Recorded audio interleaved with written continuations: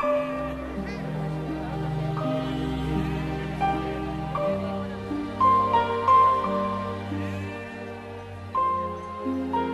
morning, March 2nd, 1990. A clap of thunder rang out over the old city of Jerusalem. Jews and Arabs haggling in the sheep market looked south as a column of dust drifted up from the trees.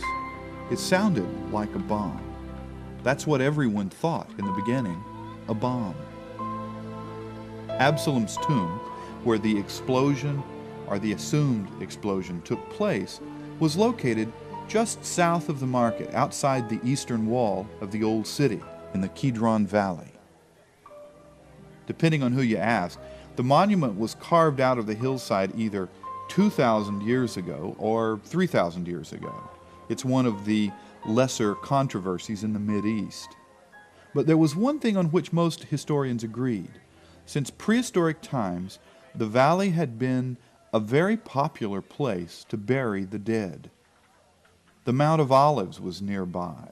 There were burial caves and vaults on the valley floor and surrounding hillsides.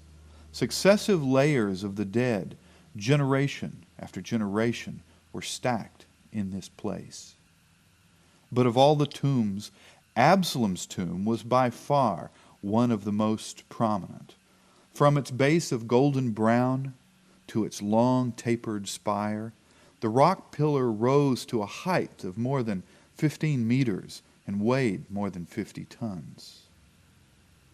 As I sat in traffic waiting for the emergency vehicles to pass, if what I was hearing over the police scanner turned out to be true, this massive gravestone no longer existed. It hadn't been destroyed by an explosion, though. There had been no bomb. As I sat there, impatient to get to the scene, the news began to trickle out that the structure had collapsed into what was being described over the scanner as an illegal excavation shaft. Someone had been tunneling underground beneath the tombs in the Kidron.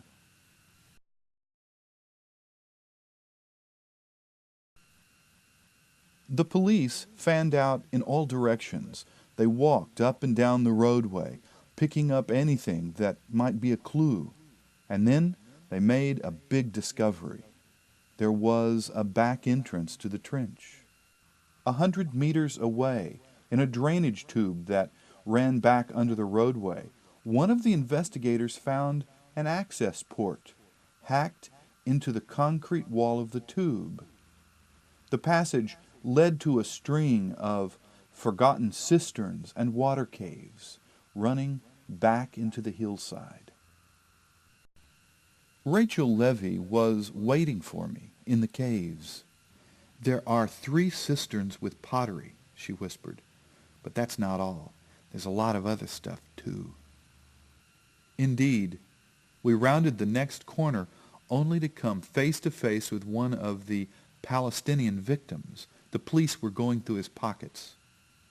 Rachel told me that the unfortunate man's name was Elvis, adding that while 2 other diggers had been crushed in the cave-in, Elvis and 1 other man had been shot as they tried to escape. 100 steps later, we stumbled into daylight, into the exposed portion of the shaft. Danny Halfon nodded as we came through. He was busy holding the corner of a yellow sheet as one of his assistants hammered a metal stake into the shaft wall. My attention was a little unfocused, but this did register. They were hiding something. And though I was curious, my principal concern at that moment was for my friend, who, when he saw me, motioned for me. "Look at you," I said, kneeling beside him. I brushed Saul's temple lightly with my palm. He made a motion with his index finger. Whispering in my ear, he told me, "There are journals behind the desk. I've written everything we've done." He spoke with such frailty, I had to concentrate to understand what he was saying. He wanted me to retrieve these journals and hide them until he recovered. Everyone was curious, but I knew Saul's feeble words had not gone beyond my hearing. The last thing he would ever say to me, his last words, made no sense whatsoever. Avi, we made man in our own image, he whispered.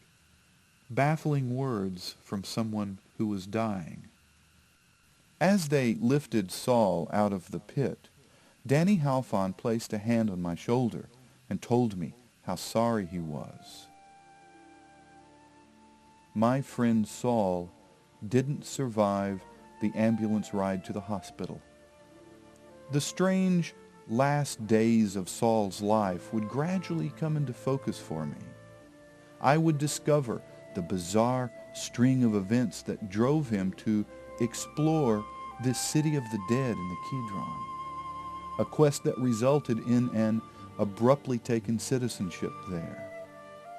For me, the occasion of his misfortune became the opportunity of a lifetime to crawl up into death for a visit, briefly. A vision of technology immortal and a prophecy of things to come.